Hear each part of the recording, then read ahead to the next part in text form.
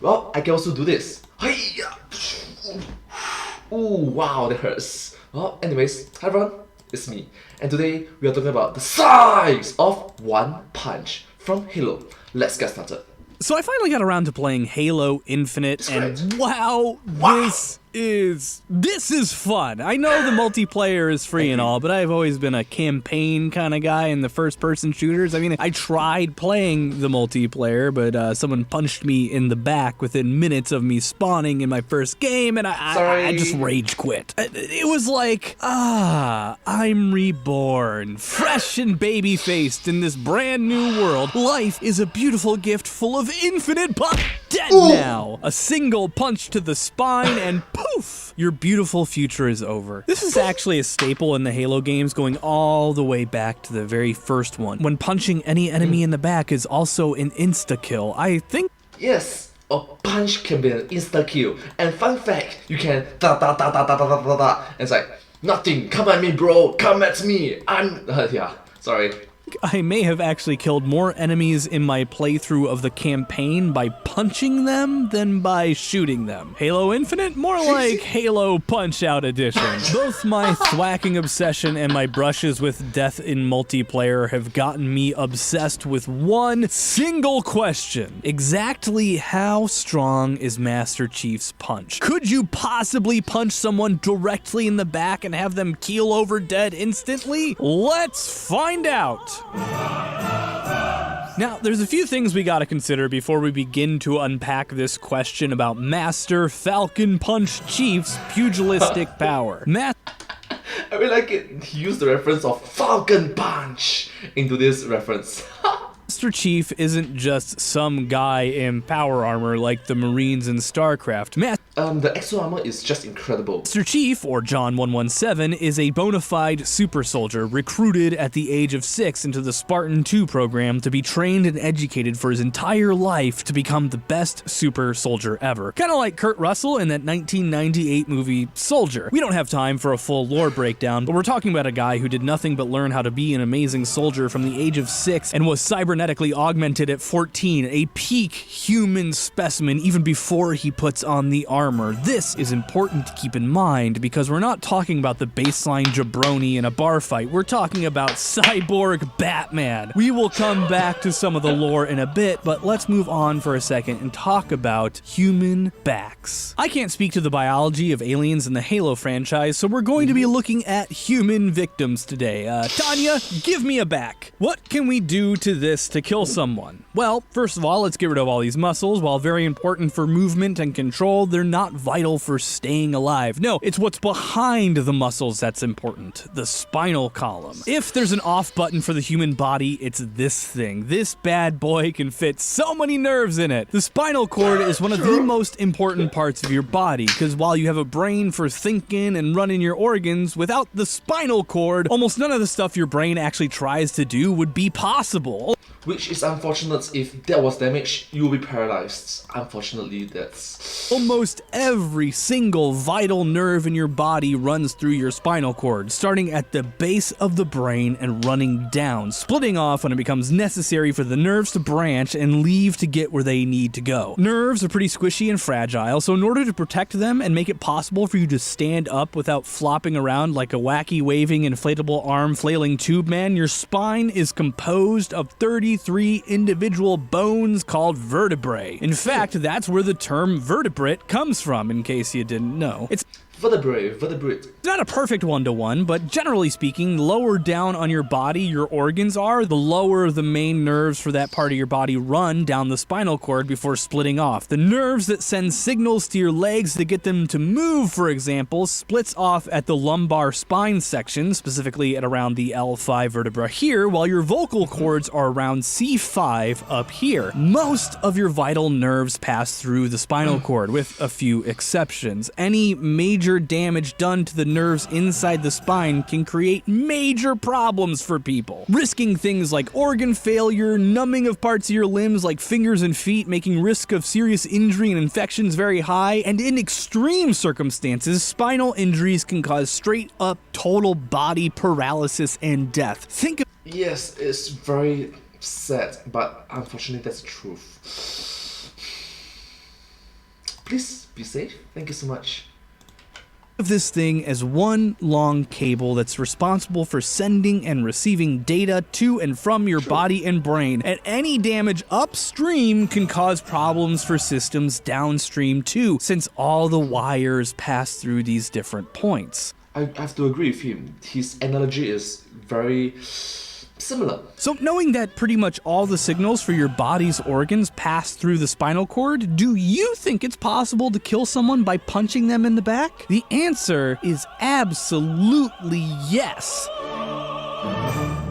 While many of the most vital functions are in the upper neck, several nerves controlling the ventricles in your heart and those controlling your lungs are as low down as the T1 and T2 vertebrae, which are just about between your shoulder blades. So if you were hit in that area hard enough to sever the nerves, not only would it likely sever the nerves controlling the legs, but it would also easily put someone into an arrhythmia. This means that the heart would remain pumping somewhat, but it would be erratic and likely not sending adequate blood to the brain. If there's not enough oxygenated blood getting to your brain, you can pass out in under 6 seconds, and it is all downhill from there. But the thing is, spines are rugged. Really, really rugged. Since your spinal cord is so important, it is protected by thick bone with rugged, bendable cartilage between those plates of armor. There's also the anterior longitudinal, interspinous, and supraspinous ligaments that get in the way, not Yes, do remember to take care of your bones. Thank you so much. to mention the trapezius, rhomboid minor, and erector spinae muscles that are basically massive cushions between all of this and the rest of the world. So, Well, you know- is it possible to impart a force so extreme that it passes through all these protections, all the muscles, the ligaments, the centimeter of bone, the fatty protective tissues, that it pushes through all of this and damages the spinal cord enough to cause fatal damage?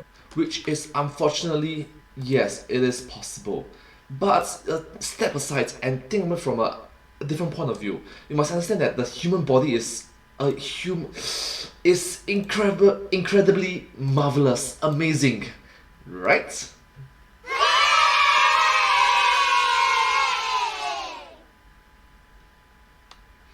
I mean, I'm a bit biased lah. I am a human. Sorry. And all with one punch. Yes. The exact amount of blunt force trauma to the human spine needed in order to severely damage nerves is not the most studied thing on Earth, but it's estimated to be somewhere around 4,000 newtons. Newtons are the unit of force, which in Newtonian mechanics is found by taking a mass and multiplying it by acceleration. That is to say, force is a thing that happens, or rather is required to happen, to make something change speed. That's all that acceleration is, changing speed. In the case of a punch hitting something, it's the weight of the meat and bones traveling through the air and then stopping, or at least slowing down pretty suddenly. As the Yeah, so case and points, F equals to ma. Newton! those bones and muscles stop, they impart a force onto whatever they're hitting. So, newtons. 4,000 of them at least, to cause serious spinal damage. How much force is that really? Well, it's the force of a heavyweight boxer. Below that, in fact, boxers have been clocked at 5,000 newtons of punching force in the upper levels. Boxers aren't dying like flies all the time because they're not punching each other directly in the spine. They wear gloves to dissipate force, and in the case of bare knuckle boxing, if they go full force, they would shatter every bone in their hand and wrist, so they're usually holding back. So yeah, that tracks, right? Master Chief, being a peak physical human, would be able to punch someone in the back as hard as a professional boxer, right? Absolutely, and he's got that big honkin' metal suit that's gonna help protect his hand from shattering. Ah, dang it, the suit! Ah, dang it, the suit! Come on! But case and points, please recognize that you can actually strengthen or reinforce your bones because it's just a certain material in which you can make it stronger. Yeah. You You can make a world stronger. Yeah, with all those facts established, it's totally plausible that Master Chief could punch a normal, unprotected human being to death in a single blow to the back. But there's a problem. This works in multiplayer, against other people in Spartan suits, and against elites in the campaign who are also wearing armor, and both of these victims have something else going on. A freaking energy force field. So, I don't know, I guess we gotta brew ourselves a cup of Earl Grey and dig a bit more into the lore of Halo, shall we? So we've already gone over how John 117, as a graduate of the Spartan 2 Super Soldier program, is already an absolute unit just as a default, and is, in all likelihood, probably stronger than any currently living person on Earth. But then we put this guy into the Mjolnir-powered assault armor, and he's upgraded immediately to, oh lord, he coming! True, it's a very spectacular exo armor, isn't it? Can't go over all the lore of the suit because there's a lot, but we can hit the high points. In Halo Combat Evolved, Master Chief is seen sporting the Mark V Mjolnir armor, which is the first suit to incorporate a 15 megajoule energy shield, which was only made possible by the invention of the miniature fusion reactor core that is small enough to actually be placed inside the suit itself. The metal exoskeleton is some sort of really strong titanium alloy metal shell that is going to increase resistance to blunt force trauma and bullets.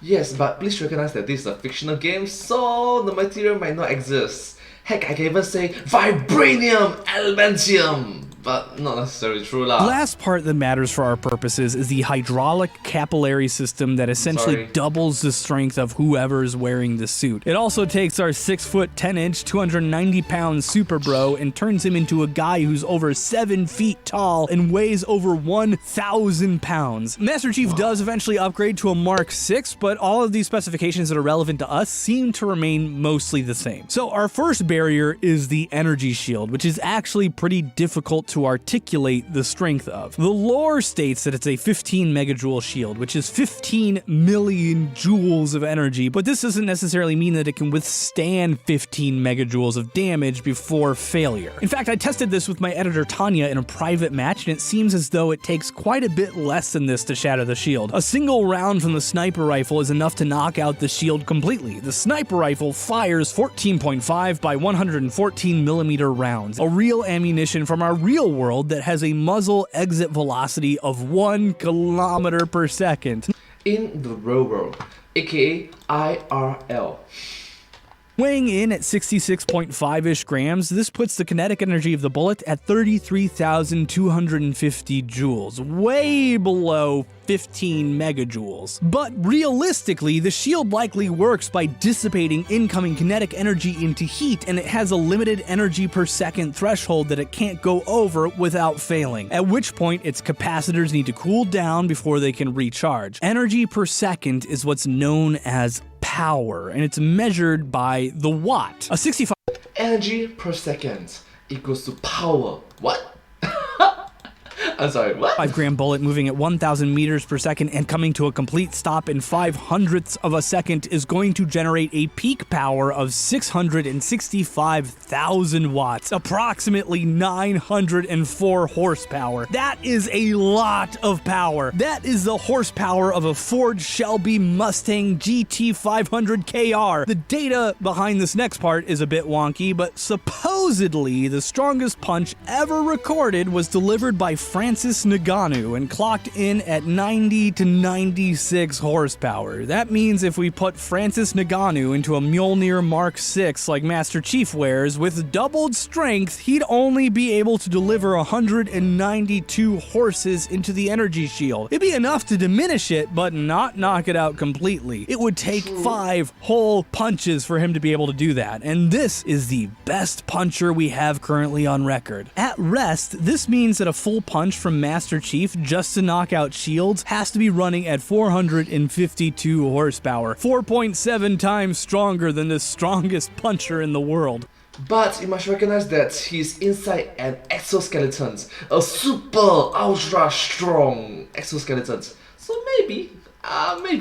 But Sorry. that's just for the shield. We still have to kill a person, and we run into several problems right here. Remember how I said that the ideal punching spot to guarantee a kill was between the T1 and T2 vertebrae right here between the shoulder blades? Well, look at this armor. Standing between a fist and a T1 and T2 vertebrae on a Spartan is literally the thickest part of the armor. There is no way any fist is going through this, period. Thankfully, not all hope is lost. In fact, if Master Chief punches in the right spot, it turns out the only thing that makes a major difference in how much punching force he needs to impart is the energy shield itself. All that force in the fist is still imparted into the body under the armor. The problem with this thick part here is that it will spread all that force out, so it delivers practically no direct pressure to the bones underneath, but there are still weak points. If you, for example, hit your opponent in the back of the head with a massive punch, that means the head will rock forward suddenly, causing shear strain on the cervical vertebrae and on the spinal cord that runs through it, which can not only damage the nerves that run to the T1 and T2 area, but the ones that run to your diaphragm that tell you to breathe and control your arms and the rest of your heart. The helmet might protect you from brain damage, but if you put enough leverage on the cervical column, you could cause complete paralysis in the entire body. In fact, even if you don't outright kill your opponent, if they're entirely incapacitated, what's the difference? They're not fighting anymore, so they are effectively eliminated. This area of the neck is also vulnerable to direct strikes, since it needs to remain articulate to allow full range of motion, so punching anywhere here is going to cause problems. How hard exactly, in our best case scenario, would Master Chief have to be hitting in order to get through this energy shield and impart enough force into the spine to cause permanent paralysis and or death? Well, Alright, that's a very long sentence, but quite interesting to know, isn't it? So let's get to the science of it. well, it would take a punch 9.4 times stronger than the strongest punch in history to pop the shield, which would be roughly 51.8 thousand newtons of force, with an additional 4.5 thousand on top in order to either directly traumatize the cervical column or bend the head forward enough to do so with leverage. That is a grand total of 56.3 thousand newtons of force. How much force is that? Well, it's more or less double the bite force of a 1-ton saltwater crocodile delivered through a human fist. This means wearing the power armor, Master Chief, in theory, should be strong enough to lift almost 6 metric tons completely off the ground, which actually seems pretty consistent with the game. That's roughly the weight of a semi-truck cab, and at least in the first game, he can flip an entire Scorpion tank right side up with his bare hands. In real terms, this means that our Spartan soldier wearing his armor would have to be punching almost 6 times harder than the strongest human being would be if they were in the armor. With heavyweight boxing punches reaching 32 miles per hour, this would mean that Master Chief's metal punching fist would be reaching speeds of over 300 miles per hour. That is faster than alcohol dragsters go in a race at top speed. From Oh my god, I really like it that he just make reference to the Dread race. It's like, awesome! Yeah! a fist. If this punch hits you unprotected almost anywhere, it would GG. be, best case scenario, a trip to the hospital with immediate surgery to treat your ruptured organs and internal bleeding and shattered bones if you didn't die outright. And honestly, his punch without armor is a sight to behold too, being over 5.5 times stronger than the strongest punchers on our planet. The only thing that would keep you alive in a bar fight with this guy is if he held himself back so he didn't shatter the bones in his hand, which he would if he punched anything at full force. You would probably die, but you could take solace in knowing that while you are taking a trip to the morgue, he's gonna be taking a trip to the hospital to treat his powderized hand and shattered wrist. And honestly, when it's all said and done, killing a person with one punch really is not all that crazy. Also, Oh my god, he uses Saitama, the One Punch Man reference. And also note that he, instead of using fist, he can just use a metal arm. Oh my gosh, I can use a Spider-Man reference. Alright, let me see. Okay. You have a metal arm? That's awesome, dude. I'm sorry. Australia actually tracks single punch deaths, and they average about 6 deaths a year from people who were punched only once. The truth of the matter is that any form of blunt force is dangerous, and it's absolutely possible to kill or otherwise permanently injure someone with only one single blow. So why wouldn't a super soldier wearing super-powered armor with a fusion reactor who's been trained in the art of efficient murder be capable, when sneaking up on an unsuspecting enemy, of taking them down with one well-placed punch to the back of the head or neck? I have no answer for how he's able to kill people by punching them in the back of the knees, however. I guess even the best thought-out combat games require us to use our imagination sometimes. Sincerely, Austin. Phew, that was a long one, but I had a lot of fun with it, and I am no longer sick, but my kid is again, so I'm in serious danger. And this is the first video of the size in 2022. I want to throw out a personal thank you to my patrons who make this show possible, especially my high-tier patrons like Juan Santamaria, MadLad616, Miss Kendra, Ronald Coleman, Alan Hagers, EditAmTP, Nicholas Spillinger, Marissa Resnick, Nick Patterson, and Loretta Mazer. And also I want to give a thank you to Zach Stew, one of Matt's writers, who gave me this idea, and it was such a good idea. I had fun with this. Good stuff. I'm off.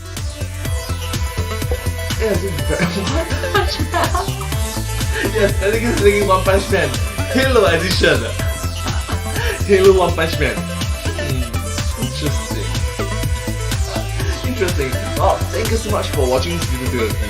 It has been very interesting and unique, isn't it? For the education and the entertainment. So it's like edutainment for the win. I'm pretty sure when you watch this video, you will not be learning about biology. And yeah. Anyways, if you do like this video, please remember to like, share, and subscribe to my channel, and comment down below if you have anything to share with us. Don't forget to follow my channel, and sincerely appreciate all of your support and encouragement for my work. It's very uplifting, and all in all, I'm just thankful for it. Super appreciative and grateful for it. But hey, that's just the signs. The signs of thanks for watching.